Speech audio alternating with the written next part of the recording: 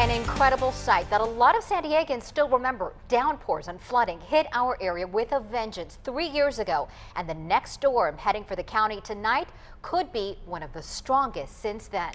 New at 6 o'clock, 10 News is at ground zero for storm response to get the new details on what drivers could face in the morning. We have live team coverage. Let's begin with 10 News reporter Steve Fiorina with the steps that San Diegans are taking to prevent the worst. Steve? Kim, I'm guessing some people may have left work early today. On Highway 94, moving at great clip tonight. A lot of times right at this moment it would be stop and go. This morning, trouble all over the county. Highway Patrol fixed freeway cameras caught several spinouts. This one was rolling on traffic this morning on northbound 163 to eastbound Interstate 8. Some injuries were reported as the accident count more than tripled compared to a dry day. The CHP tabulated 238 accidents from midnight till late afternoon. Normally, it would be 50 to 75. This car rear-ended a San Diego police squad car, which had already been towed when our 10 News camera arrived. It was at the on-ramp from Market Street to northbound 805. Minor injuries reported for the officer and the other driver. This video was shot in North Park, a point-of-view depiction of the drizzle that greeted motorists and the few pedestrians out in our fair city this late February morning. Mission Beach Boulevard almost always floods in heavy rain. Several storefronts have their sandbags already piled up, ready for use. Out, clear, dry, and just waiting and watching for the next wave. Live in Central San Diego, Steve Fiorina, 10 News. The approaching storm will be significant, bringing in one day the rainfall that we usually see in the entire month of February. 10 News reporter Preston Phillips continues our team coverage from the National Weather Service headquarters in Rancho Bernardo. Well, guys, this is where the numbers are being crunched and the forecast models are being analyzed around the clock. Scientists here at the National Weather Service say this won't be the storm of the century, but will be one that won't soon be forgotten. Our biggest threat, I think, will be power lines and trees, weak trees that get impacted just from the strong winds all day. Operational meteorologist Alex Tardy with the National Weather Service has been intensely studying the storms on their way to San Diego as we speak.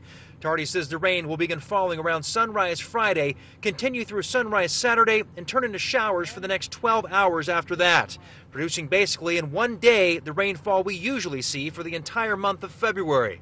Everyone's going to see 2 to 4 inches of rain, it looks like. And not over several days, about 24-hour to 36-hour period. The storm, Tardy says, will not be as intense as the monster storm in December 2010 that flooded Mission Valley beyond recognition.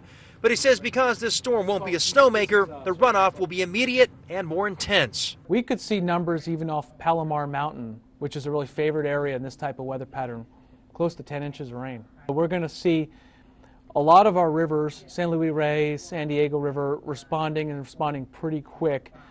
We don't expect them to exceed flood stage. In December of 2010, the San Diego River peaked at 14 feet. Tardy expects it to peak out at 8 feet around 1 p.m. Friday. He says don't underestimate the storm's intensity as it will produce high winds, high surf, thunder and lightning, and possible water spouts in the ocean. We don't usually see a lot of storms with a lot of wind. This storm will have a lot of wind. And scientists here at the National Weather Service say if you can stay home from work, tomorrow would be the day. For now, we're reporting from Rancho Bernardo. Preston Phillips, 10 News. All right, now let's go over to Pat Brown in the 10 News Pinpoint Weather Center. She is tracking that powerful storm. Pat. Yeah, and this morning's rainfall, just a drop in the bucket compared to what's coming. Check out the rainfall totals for today. They were less than half an inch in most places, although at the top of Palomar Mountain up at the observatory, nearly 3/4 of an inch fell. Officially at Lindbergh Field, just over 1/10 of an inch. 10 News Pinpoint Futurecast indicates this powerful storm. It should slam into the county, according to this model, about 1 a.m. Taking a closer look, keeping the model going, by the morning commute at 7 a.m., it will be pouring. And winds, those winds that Alex just mentioned, they're going to be excessive and very dangerous. Double-digit wind speeds across the county. So I just have one word to describe tomorrow's conditions, and that's nightmare. So I agree with Alex. If you can stay off the roads tomorrow, do so. Coming up, the impressive rainfall totals that will make the next 2 days a washout. The first wave of stormy weather brought snow to the Sierra Nevada, but the snowpack is still well below normal. Today's snow survey found the statewide snowpack is at 24% of normal. When the next storm hits, we want to see pictures from your neighborhood. Just send them to pictures@10news.com.